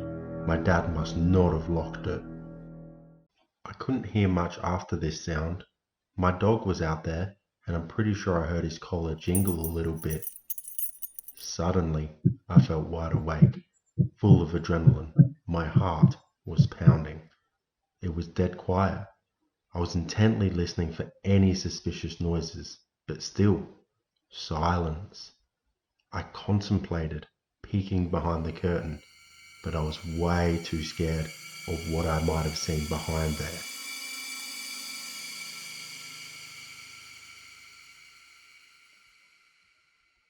Instead, I stayed still, absolutely petrified. About 10 minutes went by when suddenly I heard that noise again. It was the door, except this time the door was slamming shut. I waited a couple of minutes, and then I asked my sister if she had heard the noises too. She responded yes. She had heard everything too, but she was much too scared to even open her eyes. We ran to my uncle's room, ready to tell him everything that had happened.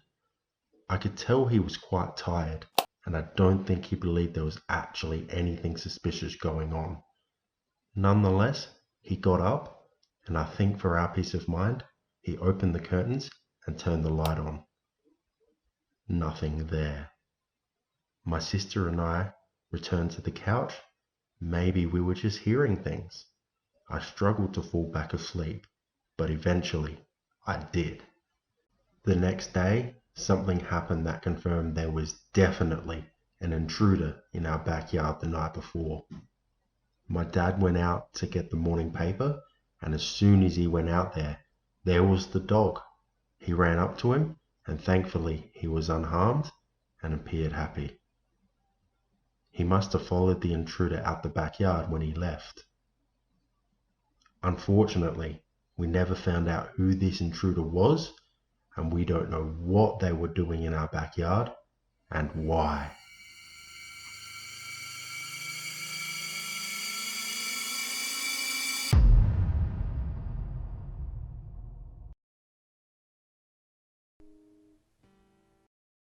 One night, I was on the side of the road whilst I was on patrol.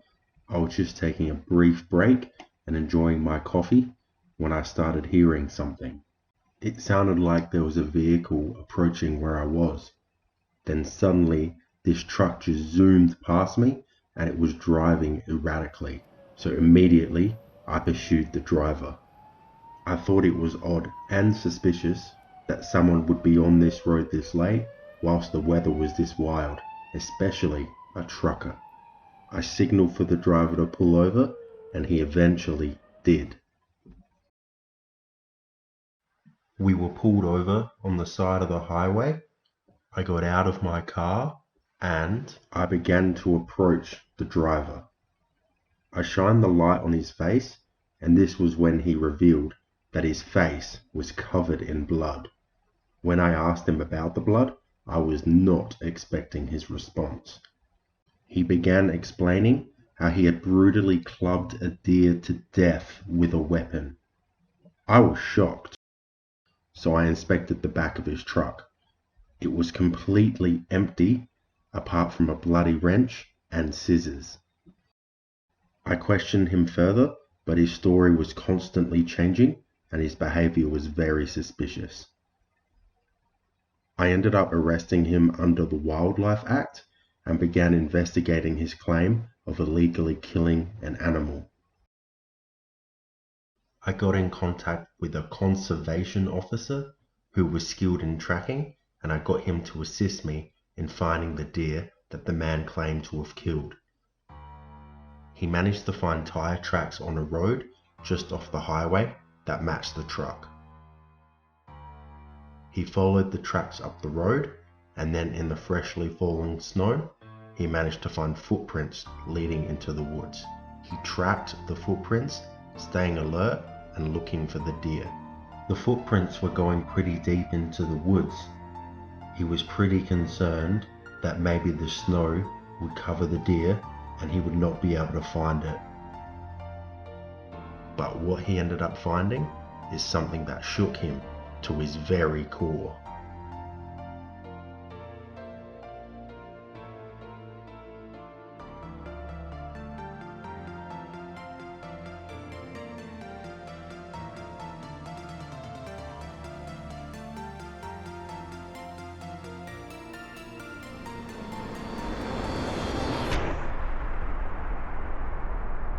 There, laid in the snow, was the body of a young woman. It was clear that she had been brutally beaten, killed, and dumped at this location. Despite the fact the woman lay deceased in the falling snow, the body was actually still warm, which is a clear indication of how close we had come to stopping this guy from doing this despicable act. He was charged with murder, and he will never see the light of day again.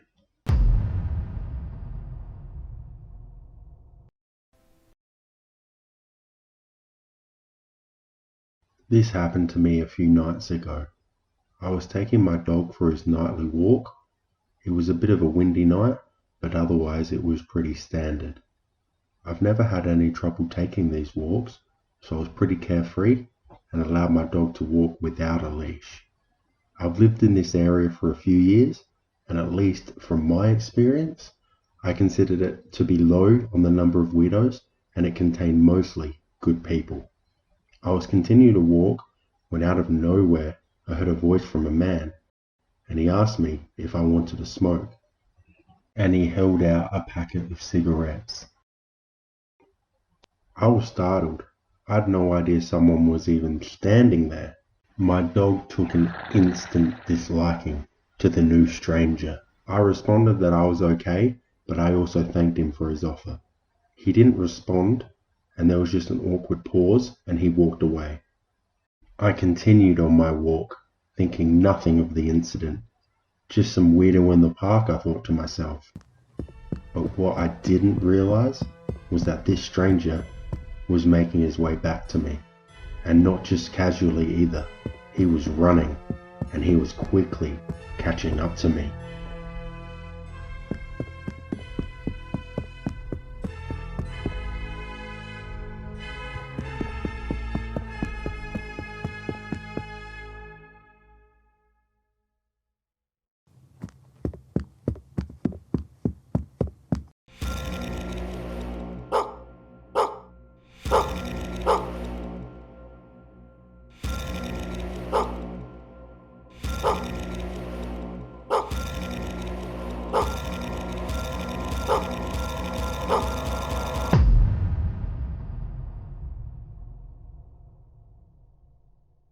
I awoke. I was very confused and feeling a lot of pain in my knee, but especially my neck. Thankfully, as soon as I was awake, my dog was there to comfort me. The mysterious man was gone. I have no idea what he wanted. He didn't take anything from me. Why was he strangling an innocent stranger in the park? These questions have unfortunately been left unanswered. I reported the incident to the police, but as they do not have much to go on, they were unable to catch the stranger in the park.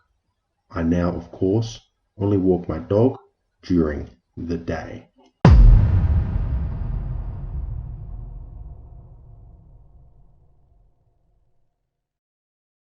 A couple of years ago, I experienced something I hope I never have to go through again. It started off as a normal morning. My partner got up first and was getting ready for work, whilst I was with our newborn, who was a little bit restless. My partner kissed me, left, and shut the door, and that's when things began to get a little bit unsettling.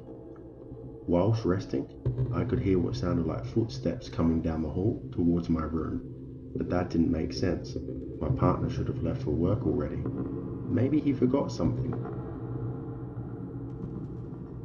I realized suddenly that I could not move, and this wave of impending fear and dread just came over me.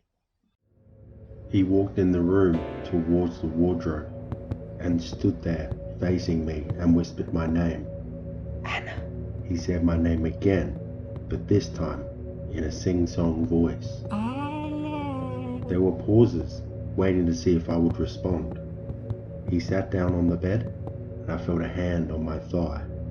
I remember feeling scared for my newborn because, although it sounded like my partner, I just had this feeling that it wasn't him. I wanted to turn and see who it was, but I was frozen still. I could open and close my eyes, but that was it. I squeezed my eyes shut to try and go back to sleep so everything would stop, and this thing, or person, would go away.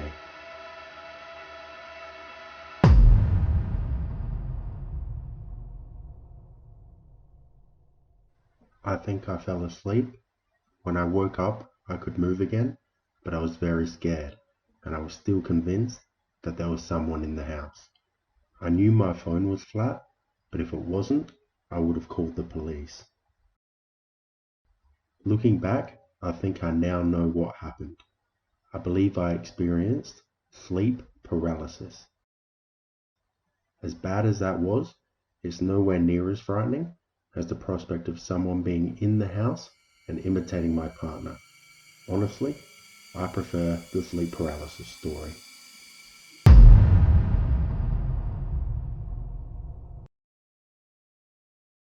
It was Halloween 2013. I was 16 years old and was trick-or-treating with my 6-year-old nephew in our local town. We'd covered about 2 blocks door knocking for treats, and we were very successful with the amount of treats that we were able to get. We then reached our next destination. This house had no fences and had a long, curved driveway which led to the front door. We knocked on the door and I stood back so my nephew could take the lead on this visit. It seemed like nobody was going to answer and we were about to give up, and then suddenly the door opened. A woman answered the door. She had dark eyes, dark long hair, and also dressed in dark, daggy clothing. She looked like she had had a hard life. She had not said a word when she opened the door. In her hand she had a wafer tin. She just stuck it out towards my nephew. He took 2 of the wafers. We both said thank you, and the lady just shut the door without saying anything. I couldn't help but feel suspicious about the wafers that the lady had given us, because I had noticed that the chocolate on the inside of the wafer had been scraped out. I decided to tell my nephew that he could not eat the wafer and that we should wait until we get home. But as he always liked being defiant, he wanted to eat it anyway and prove me wrong. So I decided to test the wafer so I knew that it was safe for him to have. What happened after I ate the wafer is a bit hard for me to recall, but I remember smacking the wafer out of my nephew's hand and stomping on it. We decided to walk back to my sister's house because immediately after eating the wafer, I was not feeling like myself. My body felt stiff and was seizing up. Everything around me seemed to be speeding up. On our way back, there is one thing I will never forget. I recall seeing a family. There was a mum, dad, and their son. The son was dressed up as Jigsaw from the movie series Saw, and it's just something I'll never forget whilst all this was happening. The boy was just staring at me for a very long time and just would not stop staring.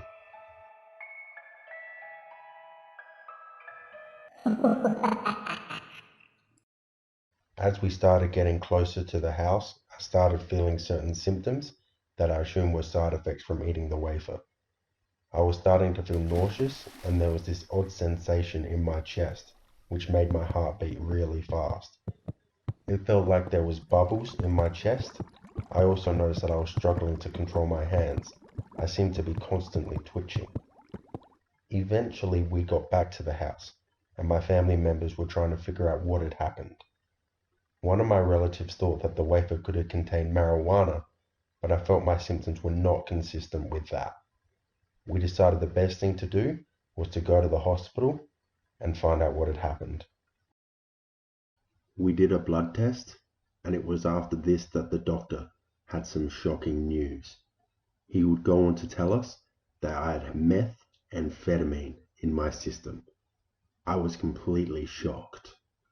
What was even more shocking was that the doctor said it was extremely lucky that my nephew did not eat his wafer, as the dose was big enough to kill him. My takeaway from all of this, and my only piece of advice that I will give to you after this story, is never accept unwrapped candy from a stranger at Halloween. Ever.